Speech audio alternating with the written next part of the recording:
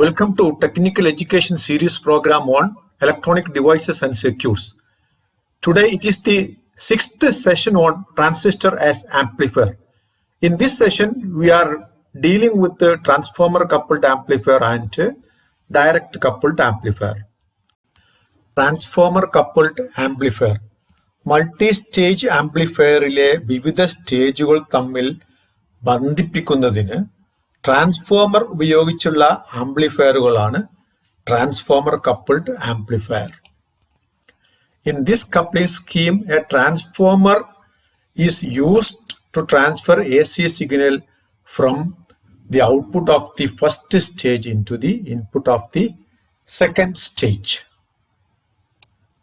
രണ്ട് സ്റ്റേജുകൾ ഉൾപ്പെടുന്ന ഒരു ട്രാൻസ്ഫോമർ കപ്പിൾഡ് ആംപ്ലിഫയർ സർക്യൂട്ട് ഡയഗ്രമാണ് ഇവിടെ കാണിച്ചിരിക്കുന്നത്. താഴെ കാണിച്ചിരിക്കുന്ന RC കപ്പിൾഡ് ആംപ്ലിഫയറിനെ താരതമ്യം ചെയ്യുമ്പോൾ ഇവിടെ കളക്ടർ റെസിസ്റ്റർ RCക്ക് പകരം ട്രാൻസ്ഫോമറിന്റെ പ്രൈമറിയും അതേസമയം വോൾട്ടേജ് ഡിവൈഡർ ബയാസിൽ നിന്നും ബേസിലോട്ട് നൽകിയ കണക്ഷന് പകരം ട്രാൻസ്ഫോമറിന്റെ സെക്കൻഡറി ചുറ്റുകളുമാണ് ഉപയോഗിച്ചിരിക്കുന്നത്. Difference from RC coupled amplifier. RC is replaced by the primary winding of the transformer. The secondary winding of the transformer replaces the connection between the voltage divider bias and the base of the transistor. ഈ സർക്യൂട്ടിൽ ഒന്നാമത്തെ സ്റ്റേജിലെ output signal ട്രാൻസ്ഫോമറിന്റെ പ്രൈമറിയിൽ നിന്നും mutual induction വഴി സെക്കൻഡറിയിലേക്ക് മാറുകയും അടുത്ത സ്റ്റേജിന്റെ ഇൻപുട്ടിലോട്ട് ലഭിക്കുകയും ചെയ്യുന്നു. എന്നാൽ ട്രാൻസ്ഫോമറിന്റെ പ്രൈമറിയും സെക്കൻഡറിയും തമ്മിൽ ബന്ധമില്ലാത്തത് കാരണം ഇരു സ്റ്റേജുകളിലെയും DC അവസ്ഥയെ ഇത് ബാധിക്കുന്നതല്ല. Functions of components. ഇവിടെ ഉപയോഗിച്ചിരിക്കുന്ന വിവിധ ഘടകങ്ങളും അവയുടെ ധർമ്മവും നിങ്ങൾക്ക് അറിയാവുന്നതാണ്. Cin എന്നത് ഇൻപുട്ട് കപ്ലിംഗ് കപ്പാസിറ്റർ ആണ്.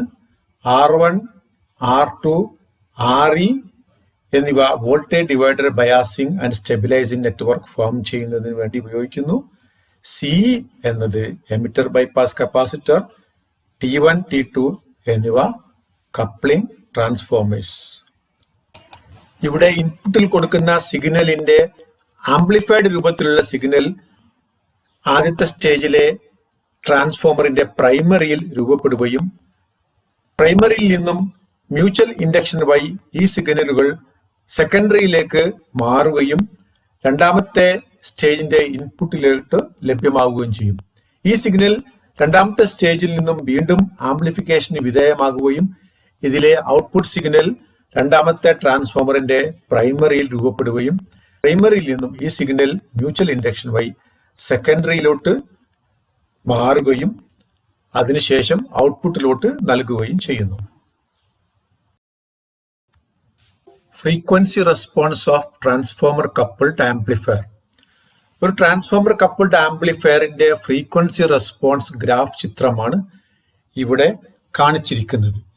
ഈ ഗ്രാഫിലെ സൂചന പ്രകാരം ലോ ഫ്രീക്വൻസി ഭാഗത്തും ഹൈ ഫ്രീക്വൻസി ഭാഗത്തും ഗെയിൻ കുറവാണെന്നും ഗെയിൻ സ്ഥിരമായി നിലനിൽക്കുന്നത് വളരെ നേരിയ ഒരു ഫ്രീക്വൻസി റേഞ്ചിലാണെന്നും പരമാവധി ഗെയിൻ ലഭ്യമാകുന്നത് ഒരു പ്രത്യേക ഫ്രീക്വൻസി FRൽ മാത്രമാണെന്നും കാണാവുന്നതാണ്.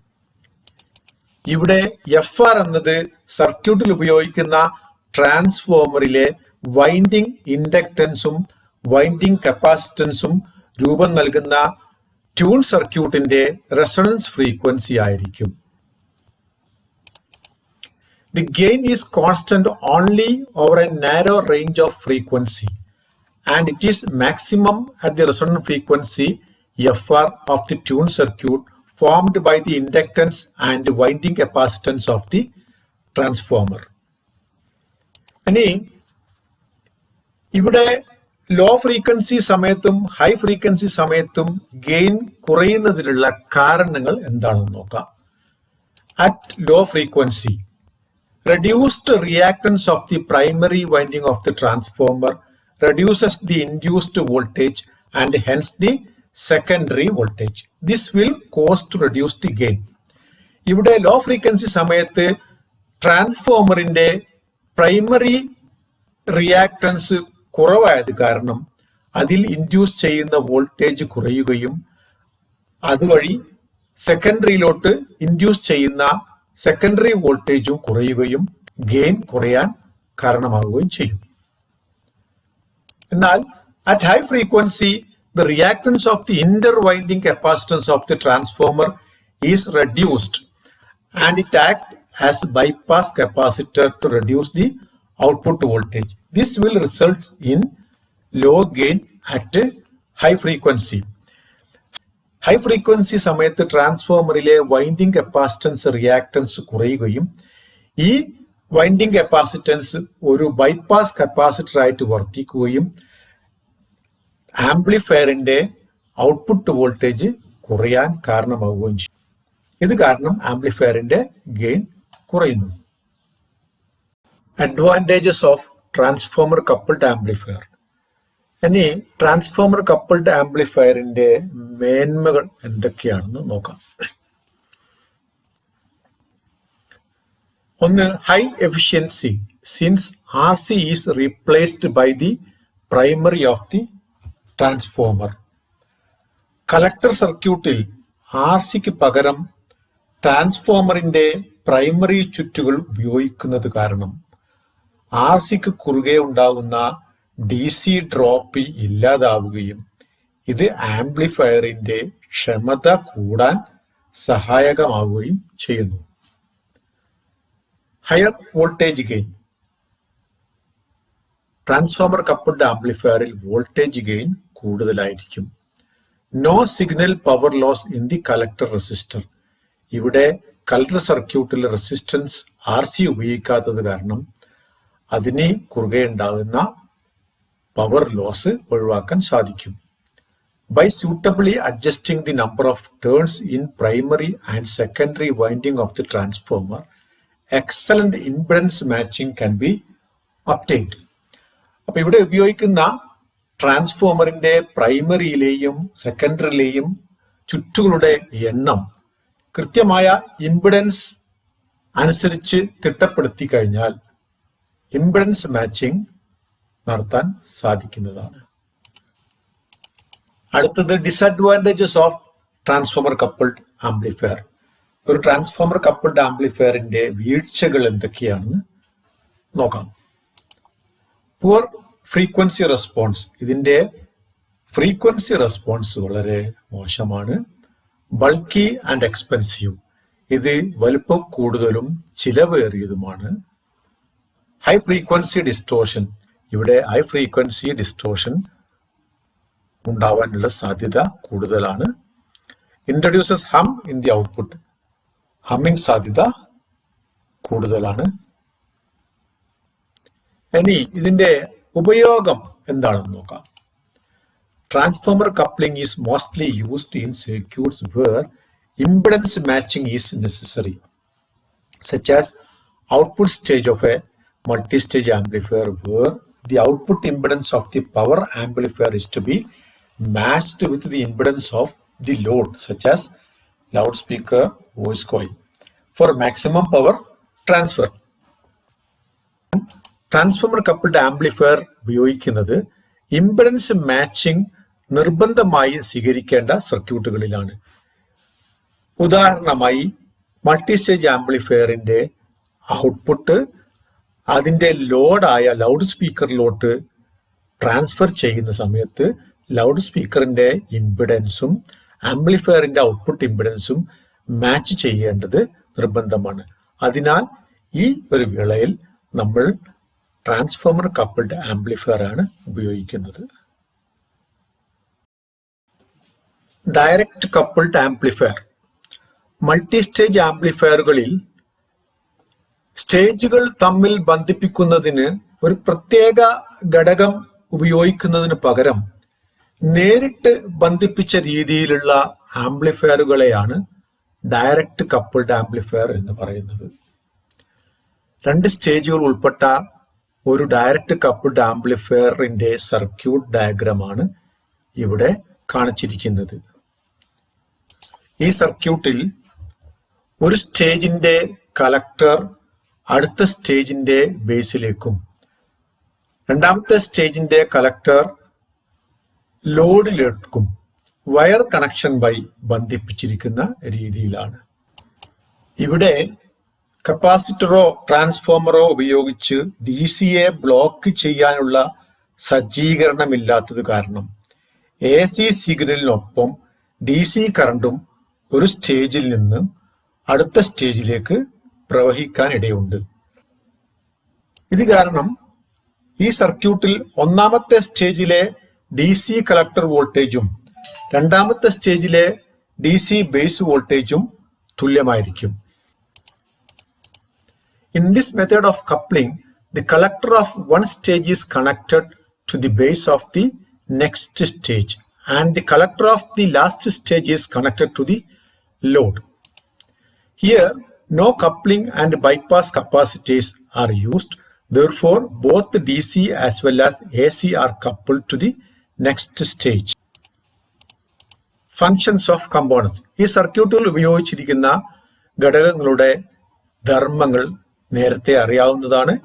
R1, R2, RE എന്നിവ voltage divider biasing and stabilising നെറ്റ്വർക്കിന് വേണ്ടി ഉപയോഗിക്കുന്നു.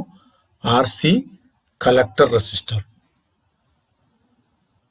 ഇവിടെ ഇൻപുട്ടിൽ നൽകുന്ന സിഗ്നലിന്റെ ആംപ്ലിഫൈഡ് രൂപത്തിലുള്ള സിഗ്നൽ ആദ്യത്തെ സ്റ്റേജിന്റെ കളക്ടർ ലോഡിൽ രൂപപ്പെടുകയും ഇത് നേരിട്ട് രണ്ടാമത്തെ സ്റ്റേജിലെ ബേസിലോട്ട് ലഭ്യമാവുകയും രണ്ടാമത്തെ സ്റ്റേജിൽ നിന്നുള്ള ഔട്ട്പുട്ട് രണ്ടാമത്തെ സ്റ്റേജിലെ കളക്ടറിൽ നിന്നും നേരെ ലോഡിലോട്ട് മാറുകയും ചെയ്യുന്നു. Frequency response of DC amplifier. ഒരു ഡയറക്റ്റ് കപ്പിൾഡ് ആംപ്ലിഫയറിന്റെ ഫ്രീക്വൻസി റെസ്പോൺസ് ഗ്രാഫ് ചിത്രമാണ് ഇവിടെ കാണിച്ചിരിക്കുന്നത്. ഈ ഗ്രാഫിൽ നൽകുന്ന സൂചന പ്രകാരം 0 ഫ്രീക്വൻസി മുതൽ ഒരു ഹൈ ഫ്രീക്വൻസി വരെയുള്ള എല്ലാ സിഗ്നലുകൾക്കും വ്യത്യാസമില്ലാതെ പരമാവധി ഗെയിൻ ലഭ്യമാകുന്നതും എന്നാൽ ഹൈ ഫ്രീക്വൻസി ഭാഗത്ത് ഗെയിൻ കുറയുന്നതും കാണാവുന്നതാണ്. മറ്റ് ആംപ്ലിഫയർ സർക്യൂട്ടുകളിലെ പോലെ ലോ ഫ്രീക്വൻസി സമയം ഗെയിൻ കുറയാതിരിക്കാൻ കാരണം ഡയറക്റ്റ് കപ്പിൾഡ് ആംപ്ലിഫയറിൽ ഇൻഡക്ടർ, കപ്പാസിറ്റർ തുടങ്ങിയ റിയാക്റ്റീവ് ഘടകങ്ങൾ ഉപയോഗിക്കാത്തത് കൊണ്ടാണ്. As there are no coupling and bypass capacitors to cause a drop in gain at low frequencies, the frequency response curve is flat up to an upper cutoff frequency FH. എന്നാൽ high frequency സമയം gain കുറയാനുള്ള കാരണം ട്രാൻസിസ്റ്ററിന്റെ junction capacitance വഴിയുള്ള signal ഫീഡ്ബാക്കും stray wiring capacitance വഴിയുള്ള bypass ആക്ഷനുമാണ്. At high frequency reduced reactance of stray wiring capacitance and internal junction capacitance of the transistor will cause to reduce the gain at high frequency. ഇനി direct coupled ആംപ്ലിഫയറിന്റെ മേന്മകൾ, advantages എന്തൊക്കെയാണെന്ന് നോക്കാം. ഒന്ന്, the circuit is simple and expensive. ഈ circuit ഒതുക്കമുള്ളതും ചിലവ് കുറഞ്ഞതുമാണ്. It can amplify very low frequency signal, even DC signals. DC ഉൾപ്പെടെ low frequency signal amplify ചെയ്യാൻ സാധിക്കുന്നതാണ്. The frequency response curve is flat up to upper cutoff frequency. Upper cutoff frequency വരെയുള്ള frequency response സ്ഥിരമാണ്. Phase shift and frequency distortion will not occur. ഇവിടെ ഡിസ്റ്റോഷനോ അതുപോലെ തന്നെ face ഷിഫ്റ്റോ ഉണ്ടാവാനുള്ള സാധ്യതയില്ല. ഇനി Disadvantages. Cause to have drift in the output. AC സിഗ്നലിനോടൊപ്പം DC കറണ്ടിൽ ഉണ്ടാകുന്ന വ്യതിയാനങ്ങളും അതായത് ഡ്രിഫ്റ്റ് ആംപ്ലിഫൈ ചെയ്യപ്പെടുന്നത് കാരണം ആംപ്ലിഫയർ ഔട്ട്പുട്ടിൽ ഇവ തമ്മിൽ തിരിച്ചറിയാൻ പ്രയാസമുണ്ടാക്കുന്നു. Next, it cannot be used for amplifying high frequencies. High frequency ഉപയോഗത്തിന് ഈ ആംപ്ലിഫയർ യോജിച്ചതല്ല. Applications of direct coupled amplifiers. ഇനി ഡയറക്റ്റ് കപ്പിൾഡ് ആംപ്ലിഫയേഴ്സിന്റെ ഉപയോഗങ്ങൾ എന്തൊക്കെയാണെന്ന് പരിശോധിക്കാം. Direct coupled amplifiers find application in the low frequency circuit where coupling capacitors cannot be used. Coupling capacitors ഉപയോഗിക്കാൻ കഴിയാത്ത ലോ ഫ്രീക്വൻസി സർക്യൂട്ടുകളിലാണ് ഡയറക്റ്റ് കപ്പിൾഡ് ആംപ്ലിഫയേഴ്സ് കൂടുതലായി ഉപയോഗിക്കുന്നത്. Following are few of the application fields of direct coupled amplifiers. That is, regulator circuit of electronic power supplies, differential amplifiers, computers, pulse amplifiers, electronic measuring instruments, TV receivers, and other electronic devices. Next, comparison of different types of coupling schemes. ഇതുവരെ discuss ചെയ്തിരുന്ന RC coupling, transformer coupling, direct coupling എന്നീ coupling സ്കീമുകൾ തമ്മിലുള്ള comparison ആണ് ഇവിടെ ഉദ്ദേശിക്കുന്നത്. Frequency response. In the case of RC coupling, it is good and it is flat response over AF range. Transformer coupling generally poor and the gain is constant only over a narrow range. Direct coupling provides best frequency response, that is flat response up to upper cutoff frequency. Size. It is small in case of RC coupled amplifier and it is most in case of transformer coupled amplifier and it is least in direct coupled amplifier. Cost wise, RC coupling low, transformer coupling high, direct coupling least. Impedance matching is poor in case of RC coupled amplifier and is very good in transformer coupling and it is good in direct coupled amplifier. Application. RC coupled amplifiers are used as voltage amplifiers. Transformer coupling is used in power amplifiers. Direct coupled amplifiers are used for DC and low frequency amplification. Let us stop this session here and we'll see the main points we discussed in this session. In this session, we have been discussing on transformer coupled amplifier. In this type of coupling, a transformer is used to transfer AC signal from the output of first stage to the input of the next stage. And the operation of the transformer coupled amplifier is that the input signal applied at the first stage is amplified and appearing at the primary of the transformer. From the primary of the transformer, it is transferred to the secondary through mutual induction. And the frequency response of the transformer coupled amplifier shows that the gain is constant only over a narrow range of frequency and it is maximum at the resonant frequency of the tuned circuit formed by the inductance and winding capacitance of the transformer. We also listed the advantages of the transformer coupled amplifier as high efficiency, high voltage gain, no signal power loss, and by suitably adjusting the number of turns in primary and secondary of the transformer, excellent impedance matching can be obtained.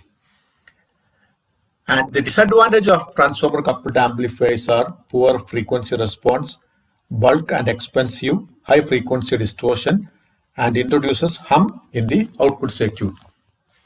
In case of applications, transformer coupling is mostly used in circuits where impedance matching is necessary, such as output stage of the multi-stage amplifiers. Next, we discussed on direct coupled amplifier. In this method of coupling, the collector of one stage is connected directly to the base of the next stage, and the collector of the second stage is connected to the load. The operation of the direct coupled amplifier in such a way that the signal to be amplified is applied to the base of the first transistor. This amplified output developed across the RC of the first stage drives the base of the second transistor, and the output is obtained across the collector load resistor of the second transistor. The frequency response of the direct coupled amplifier is flat up to an upper cutoff frequency.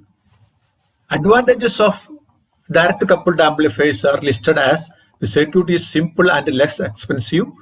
It can amplify very low frequency signals. The frequency response curve is flat up to upper cutoff frequency, and phase shift and frequency distortion will not occur.